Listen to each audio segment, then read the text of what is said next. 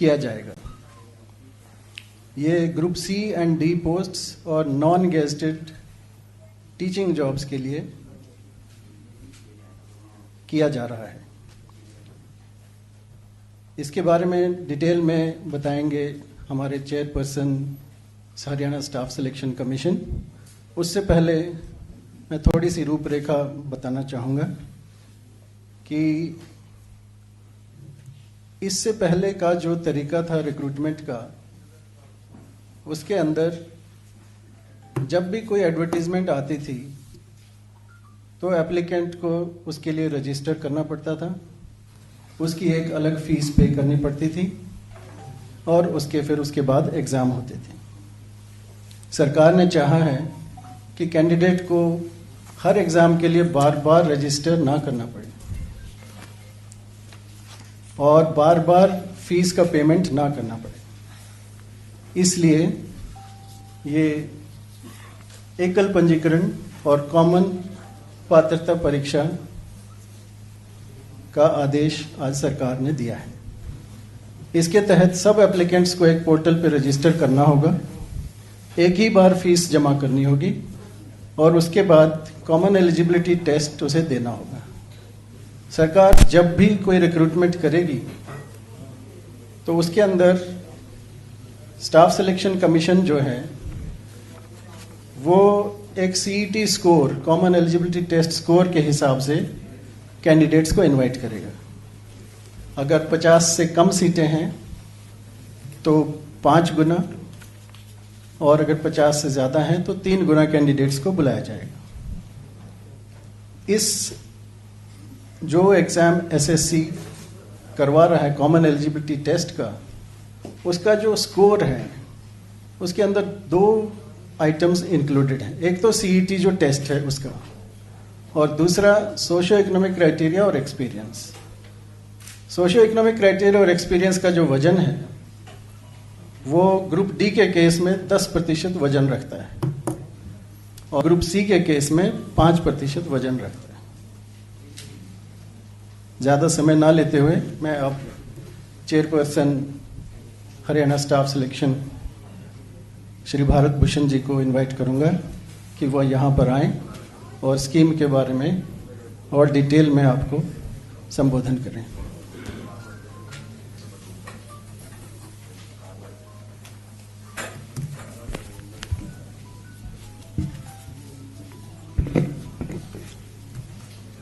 आज के इस विशेष कार्यक्रम में जो स्वामी विवेकानंद जी की जयंती के ऊपर जिसका जो है शुरुआत हो रही है, मैं माननीय मुख्यमंत्री श्री मनोहर लाल जी का, माननीय मुख्य सचिव हरियाणा सरकार, मुख्य पीएससीएम श्री डेसी साहब व सभी अधिकारीगण का और हरियाणा कर्मचारी चयन आयोग के मेरे सहयोगी सदस्य जो यहाँ पर आए उन सभी का, और आप सभी प्रेस के साथियों का यहाँ पहुँचने पर हार्दिक अभिनंदन और स्वागत करता हूँ। ये वन टाइम रजिस्ट्रेशन का जो विषय है, माननीय मुख्यमंत्री जी पिछले 3-4 साल से इसके ऊपर और हमारे सभी अधिकारीगण इस विषय पर बहुत ही चिंतन और मनन इसके ऊपर किया कि बार बार एक उम्मीदवार को विभिन्न भर्तियों के लिए बार बार फॉर्म भरना पड़ता है, बार बार फीस देनी पड़ती है, बार बार एग्जाम देने के लिए उनको एग्जामिनेशन सेंटर पर आना पड़ता है और हरियाणा कर्मचारी चयन आयोग को बार बार इन उम्मीदवारों के जो वांछित दस्तावेज हैं उनकी जांच पड़ताल करनी पड़ती है और इसके अंदर बहुत ज़्यादा समय जो है इस प्रक्रिया को, चयन प्रक्रिया को करने में लगता है, जिसके कारण कई प्रकार की कठिनाइयां पैदा होती हैं। इस प्रक्रिया को सरल करने के लिए और स्पीड अप करने के लिए, और जो माननीय मुख्यमंत्री जी का और हरियाणा सरकार का एक मोटो है कि सभी नौकरियां योग्यता के आधार पर पारदर्शिता के अनुसार दी जाएं और जो पिछले 6 वर्षों में हमने ये करने का एक प्रयास किया है उसको और स्पीड अप कैसे किया जाए, पारदर्शिता और जो योग्यता का मापदंड है इसको और भी स्ट्रेंथन कैसे किया जाए, इस विषय पर वन टाइम रजिस्ट्रेशन का जो पोर्टल है उसकी आज विधिवत जो है शुरुआत माननीय मुख्यमंत्री जी के कर कमलों से होगी। वन टाइम रजिस्ट्रेशन से मोटे तौर पर अभिप्राय ये है कि हरियाणा सरकार के अंदर जितनी भी ग्रुप सी और डी की नौकरियां हैं, आज के बाद सभी जो नौजवान युवा हैं, युवतियां हैं, हमारे बेटे और बेटियां हैं, उनको अगर ग्रुप सी और डी के अंदर नौकरी लेने की उनकी सरकारी में इच्छा है तो एक बार उनको रजिस्ट्रेशन करवाना होगा। एक बार रजिस्ट्रेशन करवाने के लिए उनको एक ही बार जनरल कैटेगरी के लिए 500 रुपये और आरक्षित वर्ग के लिए 250 रुपये की फीस एक बार ही अपने जीवन काल में जब तक वो नौकरी लेने के योग्य है केवल एक बार ही देनी पड़ेगी। इस पोर्टल के अंदर अपने आप को रजिस्ट्रेशन करवाने के लिए अभी हरियाणा सरकार ने जो एक बहुत ही अच्छा कदम उठाते हुए पीपीपी कार्ड, परिवार पहचान पत्र के नाम से जो कार्रवाई तकरीबन पूरी होने वाली है, जिसमें उसके परिवार का पूरा ब्यौरा है कि उसके परिवार में सदस्य कितने हैं, उनकी आयु क्या है, उनका व्यवसाय क्या है, इस प्रकार की पूरी जानकारी उसके अंदर रहेगी। और वो पीपीपी जो पहचान पत्र है उसका लिंक जो है इस पोर्टल के साथ रहेगा। जैसे ही वो उम्मीदवार अपना सभी वांछित जो भी उसकी क्वालिफिकेशन है और वो उसमें सारा डेटाबेस भरेगा तो तुरंत जो है उसके सामने पीपी कार्ड का जो है वो भी एक प्रकार से सारा ब्यौरा उसके सामने आ जाएगा, उसको वो चेक कर सकता है। अगर उसको कोई कठिनाई नजर आती है पीपी कार्ड के अंदर, अगर कोई और दस्तावेज हैं या कोई जानकारी उससे अलग है जो वो भर रहा है, तो सबसे पहले उसको पीपी कार्ड के अंदर जाके वहां जाके उसको करेक्ट करेगा और करेक्ट करने के बाद जब इस एप्लीकेशन को पूर्ण भर देगा, भरने के बाद पढ़ने के बाद उसको पूरी सत्यानिष्ठा से उसके ऊपर अपने हस्ताक्षर करेगा और उसको डाउनलोड करके अपलोड दोबारा करेगा तो उसको एक यूनिक आईडी नंबर प्राप्त होगा जो उसको जीवन भर जो है जब तक वो योग्यता है उसके अंदर नौकरी लेने की आयु के अनुसार, क्वालिफिकेशन के अनुसार, ये उसके एक प्रकार से काम आएगा। और ये इसका प्रथम चरण है। दूसरा जो चरण है वो सीईटी है, कॉमन एंट्रेंस टेस्ट, जो कि केवल ग्रुप सी और डी के लिए अलग अलग से होगा। ग्रुप सी के और डी के लिए जो भी वर्ष में कम से कम एक बार करवाने का जो है हम प्रयास करेंगे, जैसा हरियाणा सरकार की ओर से हमें आदेश प्राप्त होगा। सीईटी के अंदर आने के बाद मान लीजिए ग्रुप सी के अंदर का एंट्रेंस टेस्ट लिया जाता है तो उसकी वैधता 3 वर्ष तक रहेगी। 3 वर्ष तक वो जो टेस्ट है उसका स्कोरिंग रहेगा और जैसे ही हरियाणा कर्मचारी चयन आयोग हरियाणा सरकार के किसी भी विभाग द्वारा, इदारे द्वारा किसी भी पोस्ट के लिए हमारे पास रिक्विजिशन आएगी, मान लीजिए पटवारी के लिए 500 पोस्ट के लिए आता है, तो उसके लिए जैसे ही हम उन सीईटी के अंदर ग्रुप सी के लिए जिन्होंने टेस्ट दिया है तो उनका जो डाटा होगा, जो बेसिक क्वालिफिकेशन मान लीजिए 10+2 है, तो उसके अंदर जितने भी उम्मीदवार इच्छावान हैं उनको हम जो है यस करने के लिए अपने पोर्टल पर आमंत्रित करेंगे और जो उसमें यस करेगा उसके हिसाब से जो उनका स्कोरिंग बनेगा उसके अंदर 5 टाइम्स जो है उनको बुलाया जाएगा। अगर 30 तक जो है हमारे पास उसमें पोस्ट हैं, 30 से 40 के बीच में है तो 150 तक होंगे और अगर उसमें 50 से ऊपर नौकरियां हैं,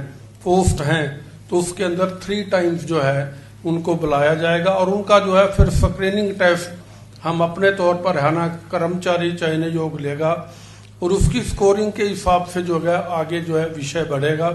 एक जो सबसे महत्वपूर्ण इसके अंदर बात है कि 10 मार्क्स का जो सोशल इकोनॉमी का क्राइटेरिया हरियाणा सरकार ने आम जनता के लिए, सुविधा के लिए, उनको जो बिल्कुल भी अंतिम लक्ष्य पीछे सबसे पीछे बैठा हुआ व्यक्ति है, जिसके परिवार में एक भी नौकरी नहीं है, ऐसे लोगों के लिए जो सुविधा दी है, उसके अनुसार उन सभी जो 4 हमारे उसके अंदर मापदंड हैं कि उसके परिवार में किसी के पास नौकरी नहीं है, अगर कोई हमारी बहन और बेटी विधवा है उसके लिए भी उसके अंदर 5 नंबर का प्रावधान है, और उसके अनुसार जो है अगर कोई डी नोटिफाइड उससे वर्ग से है तो उसके लिए भी है, और एक उसके अंदर जो है अगर कोई प्राइवेट नौकरी में हरियाणा सरकार के अंदर काम कर रहा है किसी इदारे के अंदर जो उस नियमानुसार उसमें आता है, अगर उसके पास कोई एक्सपीरियंस है तो उसको भी 5 मार्क्स का जो है एक प्रकार से सहायतार्थ किया गया है। तो ये सोशो इकोनॉमिक के जो 10 मार्क्स हैं, ये सीईटी टेस्ट होने से पहले ही उसके योग के अंदर जो है जोड़ दिए जाएंगे, ताकि इस प्रक्रिया को बार बार हमें उनके डॉक्यूमेंट को चेक ना करना पड़े। इस प्रकार से जब हम second test screening test group C का वर्ग अनुसार लेंगे तो उसके अंदर जो है उनका रिजल्ट जो है उनका सीईटी टेस्ट लेने के बाद जो भी उनका परिणाम आएगा मेरिट के अनुसार और पूरी पारदर्शिता से, जो हम जैसे हम पहले कर रहे हैं उसको और स्ट्रेंथन करते हुए इसको और भी आगे बढ़ाएंगे। इसी प्रकार से ग्रुप डी की प्रक्रिया रहेगी। मेरा कहने का अभिप्राय ये है, इससे क्या होगा कि अभी हमें जो 6 महीने से 1 साल का समय एक चयन प्रक्रिया को पूरा करने में लगता है, इसको हम ज्यादा से ज्यादा 6 महीने और इसमें हम 3 महीने के अंदर भी ये चयन प्रक्रिया को पूरा कर सकते हैं, ऐसा मेरा विश्वास है। और यही माननीय मुख्यमंत्री जी का और पूरे हरियाणा सरकार का भी यही विषय है कि इस चयन प्रक्रिया को पूरी योग्यता, मेरिट, पारदर्शिता के साथ और स्ट्रेंथन करते हुए आगे बढ़ाया जाए और इसको स्पीड अप किया जाए। इसका मुख्य उद्देश्य जो है, जो हमारे युवा पढ़े लिखे युवा हैं जो ग्रुप सी और डी में नौकरी प्राप्त करना चाहते हैं, उनको कम से कम समय में एक ही बार फीस देकर, एक ही बार फॉर्म भरकर और कर्मचारी चयन आयोग के कार्यालय में डॉक्यूमेंट वेरिफिकेशन के लिए कभी आना ना पड़े। तो एक प्रकार से सुलभ और सरल एक प्रक्रिया जो आज माननीय मुख्यमंत्री जी के द्वारा शुरू होने जा रही है, इसमें इस कार्यक्रम में आने के लिए आप सभी का बहुत बहुत धन्यवाद। एक बार अगर सीटी टेस्ट देना तो 2 फीस एक बार ना, अगर दूसरी बार सीटी टेस्ट देता फिर फीस तो मेन खर्चा तो सीटी का है। अब मैं उस टीम से एनआईसी टीम से श्री राहुल को इनवाइट करूंगा कि इस पोर्टल के बारे में, वेब पोर्टल के बारे में जिस पर बच्चों ने, एप्लीकेंट्स ने रजिस्टर करना है, उसके बारे में आपको थोड़ा सा डिटेल में, विस्तार में बताएंगे। थोड़ा छोटा करना भी, समय कम है, थोड़ा छोटा। प्रभात, विस्तार से नहीं, थोड़ा छोटा। मुख्यमंत्री जी और सारे सरकारी सीनियर अफसरान, क्विकली, वैसे तो भारती जी ने explain, he has explained all the features, we have incorporated all those features technically. So one time registration, OTR is a one time registration portal which is basically a web based integrated workflow system which incorporates all the features for the different applicants for Group C, Group D and also for the non-gazetted teaching post. So it actually provides a one time registration process wherein the processes will be managed by the Haryana Staff Selection Commission. Next slide. So these are the key highlights for this portal. It actually comprised for the one-time registration, as already explained. Unique ID for the candidate. So we'll be providing the unique ID for each candidate who will be registering on this portal. And this is one of the most important feature for the e-verification. You need not go for the manual verification for the documents. We are facilitating the e-verification of all the documents which the applicant will be uploading on this portal. Admit card, yes, he can take the admit card from the portal directly. It's the e-admit card. Examination notification is basically for the government departments, wherein they can post the different notifications to the candidates. CT score, yes, also he can view the ECT score over the portal. And as Bharti sir has already explained, so this is going to be the faster recruitment process. Instead of spending 6 months to 1 year, we'll be able to accomplish all the achievements for this registration and the test conduction and also the score view within 6 months. So basically, there is no haphazard for the documentation verification part, so wherein we save a lot of time. The next part. So these are the basic broad level features. Mobile, yes, we use the mobile number for mobile based authentications. We also integrated the PPP Parivar Pehchan Patra APIs, through which we are actually fetching all the family details through the family ID for the applicant, and all the details he need not fill. It will be automatically populated into the portal. Some of the details he has to update, say for example, if a correspondence address he want to furnish a different address. Common application, yeah, it's a common application for all the different examinations. We have a payment gateway, we have ESP support, where you have this eligible support professional details you can upload and the documents will be verified online. And last and not the least, email-based authentication.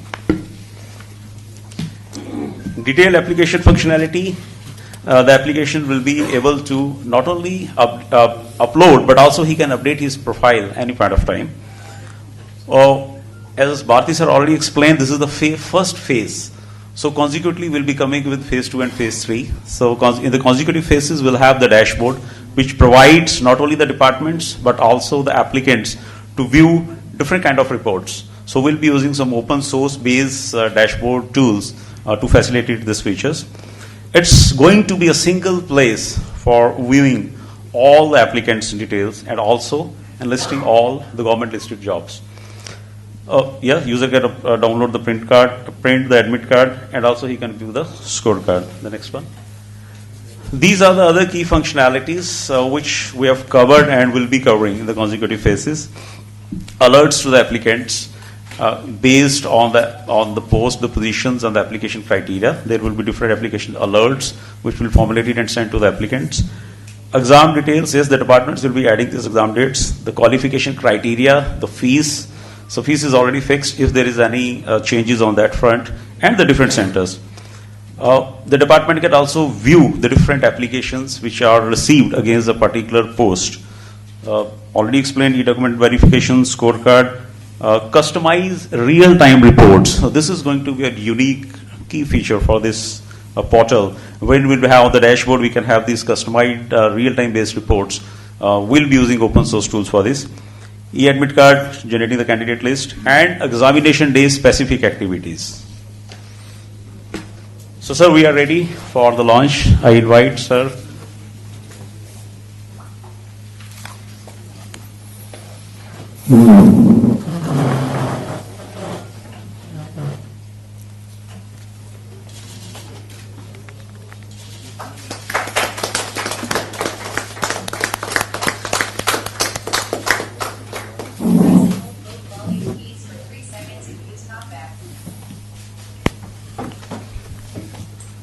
और अब मैं माननीय मुख्यमंत्री जी से अनुरोध करूंगा कि हमारा मार्गदर्शन करें।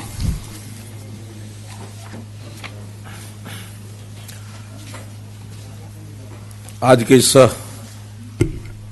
प्रेस कॉन्फ्रेंस में हमारे सभी पत्रकार, छायाकार बंधुओं, हम जानते हैं कि आज भारतीय संस्कृति के अग्रदूत स्वामी विवेकानंद जी का जन्म दिवस है 12 जनवरी, और इस दिन को हम राष्ट्रीय युवा दिवस ये मनाते हैं। युवा ही वास्तव में एक ऐसा हमारा स्रोत है ऊर्जा का कि जिसके उसकी अपनी टैलेंट, उसका अपना योग्यता, उसके अपने गुण, उसकी अपनी क्षमता, उससे हम अपने देश को, समाज को खूब आगे बढ़ा सकते हैं। हमने हरियाणा में युवाओं के विकास की ओर पर्याप्त ध्यान दिया है।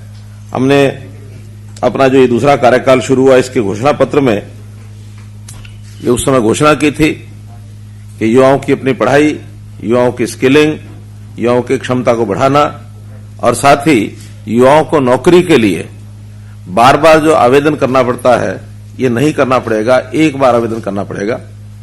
उसी के ऊपर कार्यक्रम को आगे बढ़ाते हुए हमारी आईटी टीम ने, हमारे स्टाफ सिलेक्शन कमीशन ने मिलकर के एक जो पोर्टल बनाया उसका आज विधिवत लॉन्च किया है। इस अवसर पर मैं सभी प्रदेश के युवाओं को शुभकामना देता हूं। अपने एनआईसी, आईटी डिपार्टमेंट और स्टाफ सिलेक्शन कमीशन, इन सब के यानी कर्मचारियों को, अधिकारियों को भी बधाई देता हूं कि इन्होंने एक इस प्रकार का ये पोर्टल बनाया है। अब आगे से हरियाणा कर्मचारी चयन आयोग अपना जो सी और डी का जैसा बताया गया है, कर्मचारियों का जो चयन है वो इसी पोर्टल के माध्यम से ही करेंगे।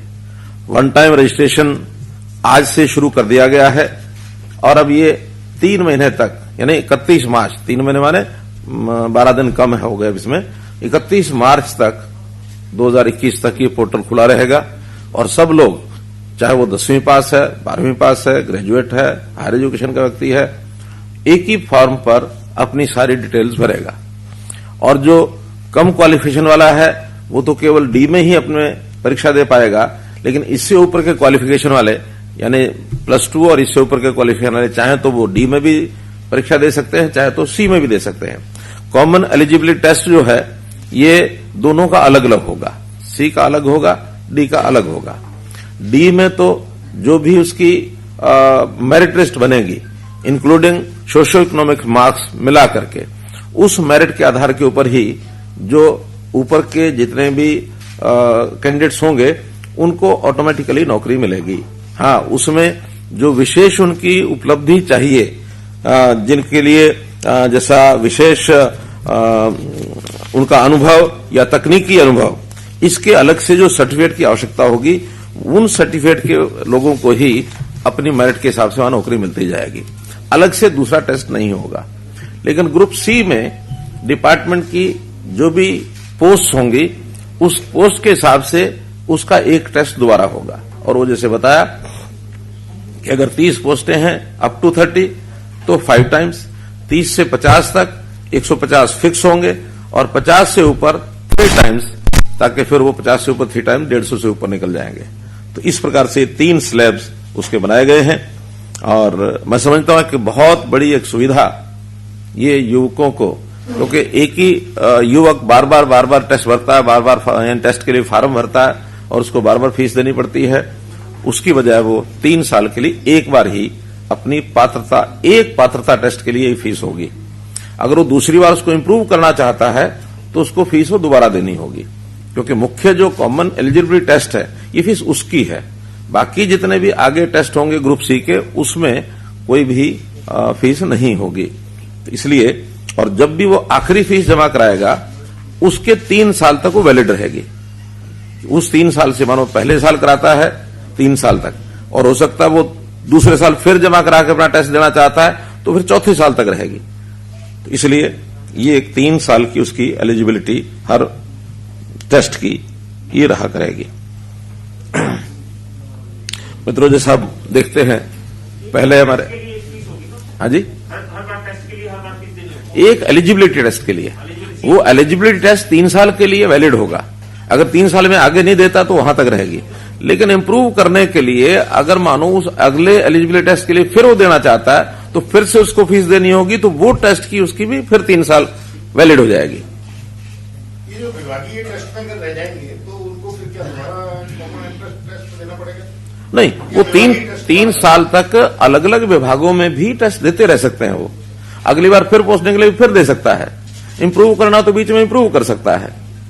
अगर 3 साल तक उसने इंप्रूव भी नहीं किया, उसको उसके आधार पर कोई नौकरी भी नहीं मिली, तो वो 3 साल के बाद उसका ये पीरियड समाप्त हो जाएगा। अगले 3 साल के लिए फिर आना चाहता तो फिर आ सकता है। सामान्यतः होगा ये कि जो एलिजिबिलिटी टेस्ट में हायर मार्क्स के जितने भी बच्चे हैं, कैंडिडेट्स हैं, वही नौकरी के लिए बार बार प्रयत्न करेंगे। बहुत नीचे जो रह जाएंगे वो या तो इंप्रूव करेंगे या छोड़ के अपना काम करेंगे, क्योंकि इसमें हर एक बार के लिए उनको अलग अलग लालसा तंग नहीं करेगी। क्योंकि अभी तो क्या होता है, एक मान लो 5000 पोस्ट हैं, उन 5000 पोस्ट के लिए भी 10 लाख लोग आते हैं। 500 पोस्ट होती है उसके लिए 10 लाख फिर आते हैं। अगले किसी और विभाग की 2000 आ जाती है, उसके लिए 10 लाख फिर आते हैं। तो वो जो बार बार आने का क्रम या बार बार एग्जाम लेने की बात, ये परेशानी युवकों के लिए भी खत्म होगी और डिपार्टमेंट भी सुविधाजनक तरीके से अपने पूरी क्षमता से इन टेस्ट को जल्दी से जल्दी कम टाइम में करा सकते हैं। अपडेट करना चाहता है तो उसके लिए कुछ समय बाध्यता होगी या वो नहीं कर पाएगा, क्योंकि अभी भी ऐसे ही है, जो नौकरी पा जाता है दोबारा टेस्ट देता रहेगा वो। हाँ, वो दे सकता है। वो इस आधार पर ये रजिस्ट्रेशन तो उसका नौकरी का खत्म हो गया, वो नए सिरे से रजिस्ट्रेशन करा के फिर कर सकता है, क्योंकि एक बार नौकरी जिसको मिलेगी वो इसमें से डिलीट हो जाएगा।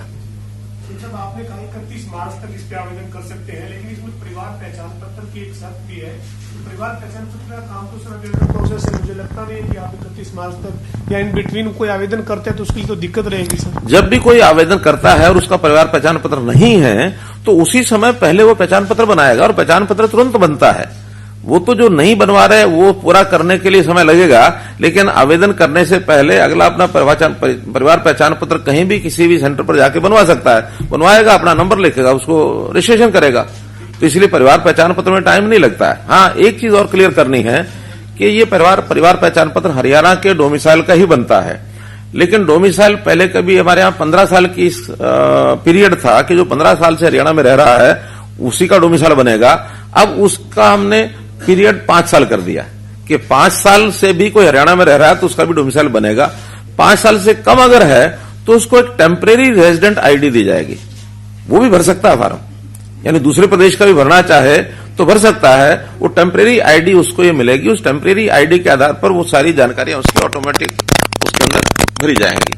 उसको ऐसा नहीं कि वो नहीं भर सकता है, तो भर सकता है, लेकिन उसको एक टेम्परेरी आईडी मिलेगी, उस आधार पर वो भरेगा।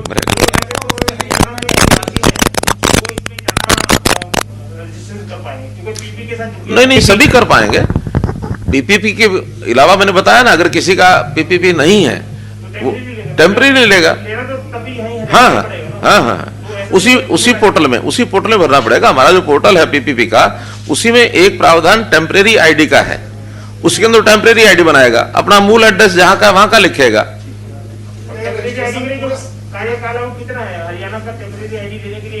मैंने बताया 5 साल का रेजिडेंट जब तक नहीं होता तब तक वो टेम्परेरी पर रहेगा। 5 साल रेजिडेंस पूरा होने के बाद वो परमानेंट में आ जाएगा। रजिस्ट्रेशन पूरे साल होगा पीपीपी का हमेशा, ये मैंने बताया 31 मार्च तक है। अभी 31 मार्च तक है, फिर इसको समय समय पर खोला जाएगा।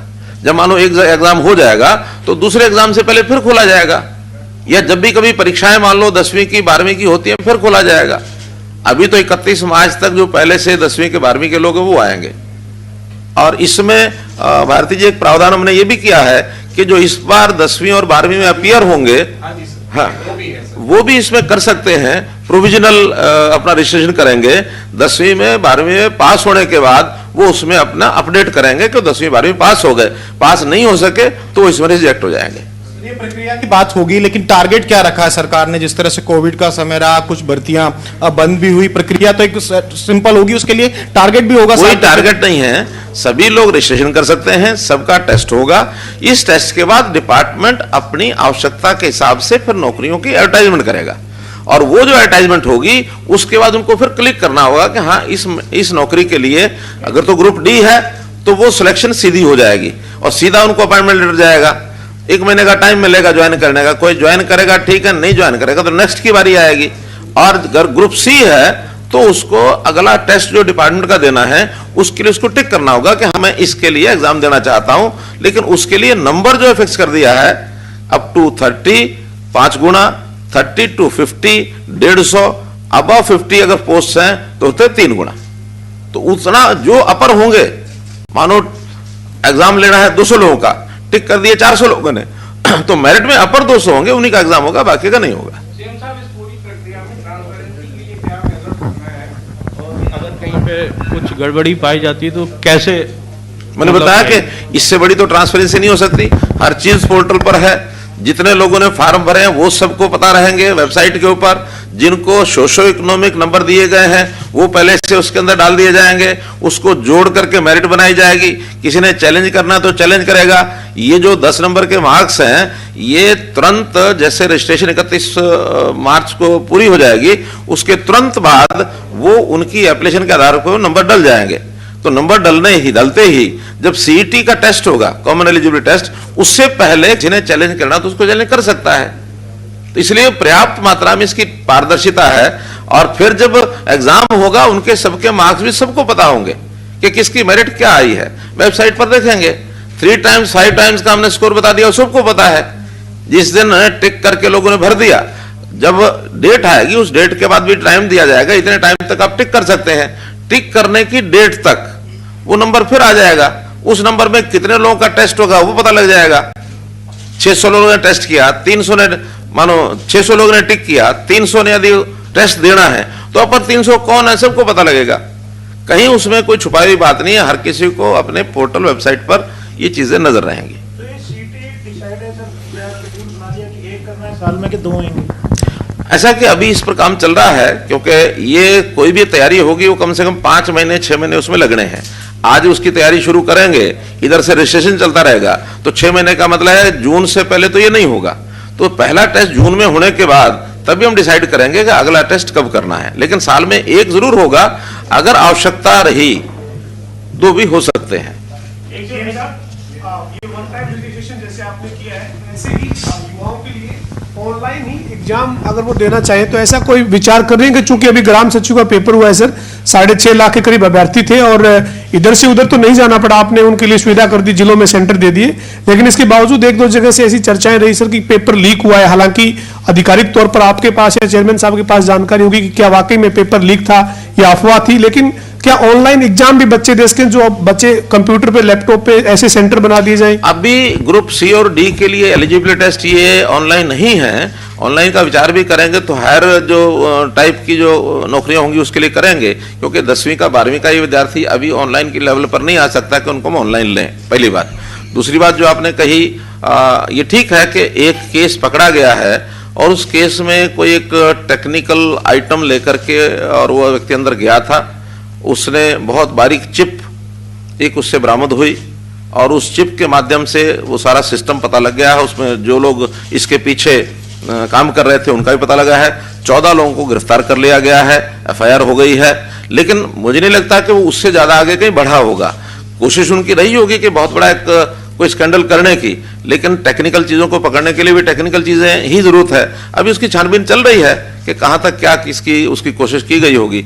अब ये चूंकि बहुत पुराने ऐसे ऐसे ग्रोह बने हुए हैं जो हर चीज की कहीं ना कहीं काट निकालते हैं। अब टेक्निकल लड़ाई तो टेक्निकल चीजों से लड़ी जाएगी, अब उसका प्रबंध कर रहे हैं हम कि कैसे उसको आगे करेंगे, लेकिन आगे ये नहीं होगा। ये कहीं ना कहीं फ्लॉ ऐसा जो एक आध जगह मिला है, इसमें कहीं ना कहीं कोई शरारत जो की गई है या इस प्रकार का जो अपराध किया गया है, बहुत ही टेक्निकल आदमी ने, जिसको सारी चीजों की जानकारी होती है, उसने किया है। तो उसको एक छोटी चिप के माध्यम से और वो सारी दूर बैठा हुआ आदमी कोई उनको बता रहा था, उस पकड़ा गया वो। ये जो स्टैट जो है टीचर्स का भी स्टैट होता है। अब क्योंकि ग्रुप सी में हमने जो अदर जो है नॉन गेस्टेड में लिखा टीचिंग का, अब एस्टेट वालों को सी टेट देना पड़ेगा, जो अपना सीईटी है या वो एस्टेट? नहीं, एस्टेट अलग है, उनका एस्टेट चलता रहेगा वो। केवल नॉन क्या है वो, नॉन गेस्टिंग टीचिंग जो है वो ग्रुप सी के साथ होगा।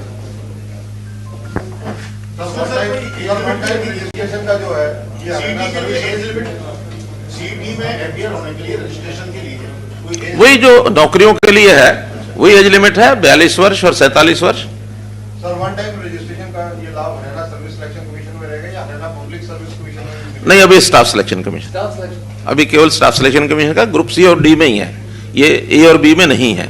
एचपीएससी तो ए और बी की ही नौकरियां करते हैं। इसमें एक चीज और क्लियर करनी है कि जो सोशो इकोनॉमिक है वो ग्रुप डी में तो मैक्सिमम 10 मार्क्स दिए जाएंगे, ग्रुप सी में मैक्सिमम 5 मार्क्स दिए जाएंगे। उसमें 2 तरह के प्रावधान होते हैं कि जिसके घर में कोई नौकरी नहीं है, कोई भी नौकरी नहीं है एक भी ब्लड रिलेशन में, तो उसको ही 5 मार्क्स दिए जाते हैं। फादरलेस जो है उस जवान को भी 5 नंबर दिए जाते हैं, या विडो है 5 नंबर है, और इसी प्रकार की 2-3 कैटेगरीज है, लेकिन टोटल मिलाकर के वो 10 से ज्यादा नहीं होंगे और ग्रुप सी में 5 से ज्यादा नहीं होंगे। अब की बार टारगेट क्या है सरकार का नौकरियों का, कि कितनी नौकरियां निकाली जाएंगी इस वर्ष में? और क्योंकि अभी पहले जो 5000 पुलिस की है वो अभी तो मैं एक जानकारी आपको ये दे रहा हूं कि हमने किया क्या क्या है पिछले 6 साल के अंदर। ये जानकारियां युवाओं को आखिर कैसे कैसे हमने उनको सहयोग किया, कैसे उनको लाभ पहुंचाया, कैसे उनके जीवन को सुखी करने की हमने कोशिश की। आपको ध्यान में है कि पहले जितने भी ये पर्ची खर्ची के सिस्टम चलते थे, भाई भतीजावाद, पैसा लेना, ये करना वो करना, अपने अपनों को दे, मुड़ मुड़ रेवड़ियां। देखिए अब सारा पूरा मत क्या करो आप लोग। तो कुल मिला के उस सारे को हमने बदला है और बदलने के बाद 6 साल में 80,000 नौकरियां हमने दी है। और कोई पिछले 6 साल का कोई पीरियड, 5 साल का पीरियड उठा करके देख लें, इतनी बड़ी संख्या में नौकरी कभी भी नहीं दी गई है। एवरेज पर ईयर भी लगा लेंगे तब भी नहीं दी गई है। सी और डी में हमने इंटरव्यू खत्म किया। पहले इंटरव्यू में ही सारा कुछ मार लगती थी। हमने देखा ये पीटीआई वाला केस, हमने देखा ये C&V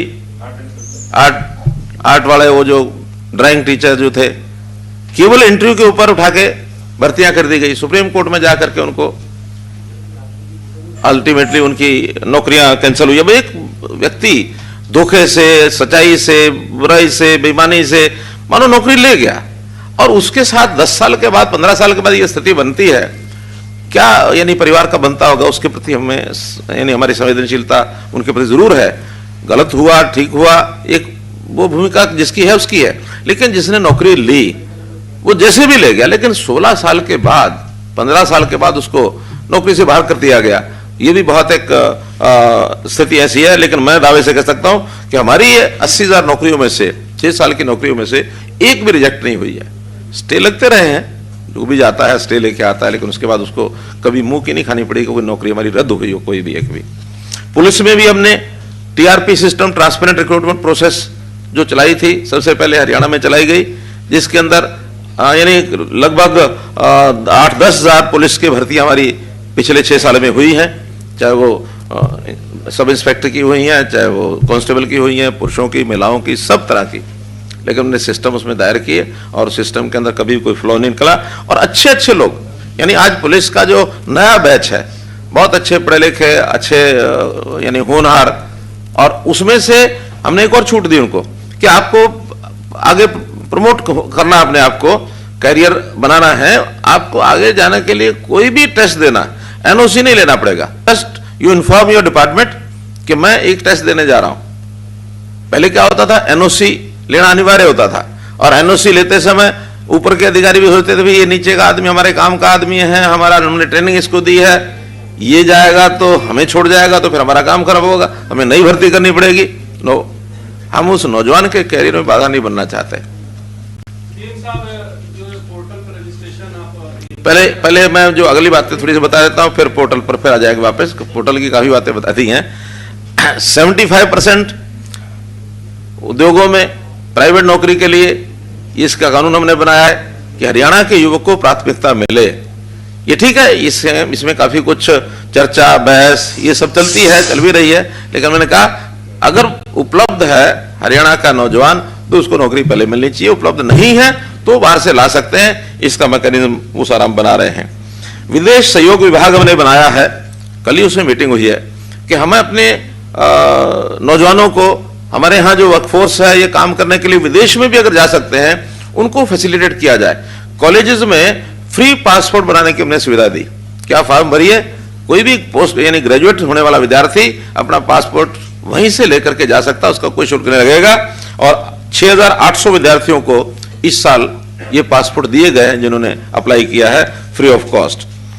इसी प्रकार की स्किलिंग के भी हम कार्यक्रम चला रहे हैं। हमारा जो स्किल डेवलपमेंट यूनिवर्सिटी बनाई है, हर प्रकार की स्किलिंग, चाहे वो 10वीं पास है, चाहे ग्रेजुएट, पोस्ट ग्रेजुएट, +2 कोई भी है, ताकि जिस चीज की आवश्यकता है उसकी स्किलिंग और वो करवाई जाए और उनको आगे बढ़ाया जाए। ये भी हमने जो काम किया है उसके अंदर भी केवल यूनिवर्सिटी में 12,000 विद्यार्थी वो स्किलिंग का उनका तैयारी हो गई है। और इसके अलावा स्किलिंग यूनिवर्सिटी के इंडस्ट्री के साथ MOUs हो रहे हैं। लगभग 50 इंडस्ट्री के साथ MOU हुए हैं, जहां इंडस्ट्री में ही ट्रेनिंग दी जाएगी जिस चीज की आवश्यकता है, और वही इंडस्ट्री उनको एब्जॉर्ब करेगी। ट्रेनर्स उन यूनिवर्सिटी वाले होंगे, सर्टिफिकेट स्किल यूनिवर्सिटी देगी, उनकी देखरेख में उनकी ट्रेनिंग का जो एग्जाम पार्ट है वो स्किल यूनिवर्सिटी करेगी। और उसका एक MOU करने के बाद इसमें भी बड़ी संख्या में नौजवानों को भर्ती हो रही है। हमने रोजगार मेले भी लगाए, 577 रोजगार मेले लगे हैं 6 साल में। 60,800 बेरोजगार युवाओं को उसमें नौकरी दी गई है। और इसके अलावा निजी कंपनियां जैसे ओला, उबर, GS4, जोमेटो और स्विगी, इनके साथ भी हमने अनुबंध किए और उसमें भी 79,000 युवाओं को रोजगार के अवसर प्रदान किए।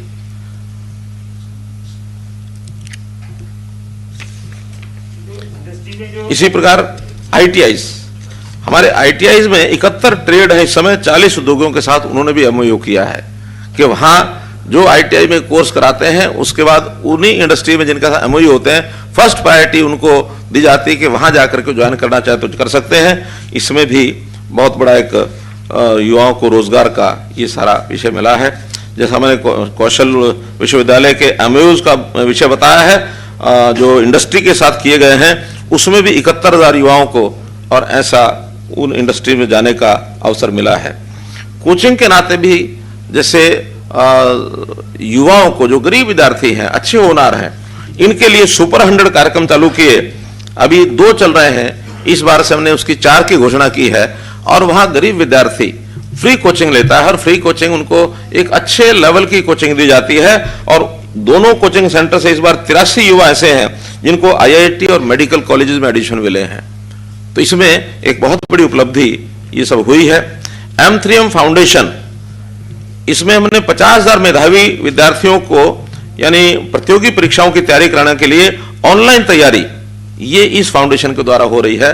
50,000 विद्यार्थी अपने घर बैठे ये इस प्रकार की ले रहे हैं। सक्षम युवा योजना, जैसे पहले से पता है कि 100 घंटे काम के बदले में पोस्ट ग्रेजुएट को 9,000 रुपया, ग्रेजुएट को 7,500, +2 भी चालू कर दिया है, उसको 6,000 रुपया मासिक उसको मिलेगा। इसमें भी 1,20,000 युवाओं ने इसका लाभ उठाया है। हालांकि ये टेम्परेरी लाभ होता है उनको, जब वो उसके बाद बाहर निकल करके नौकरी जाते तो उसको छोड़ते हैं, लेकिन एक प्रारंभिक उनको हेल्प मिल जाए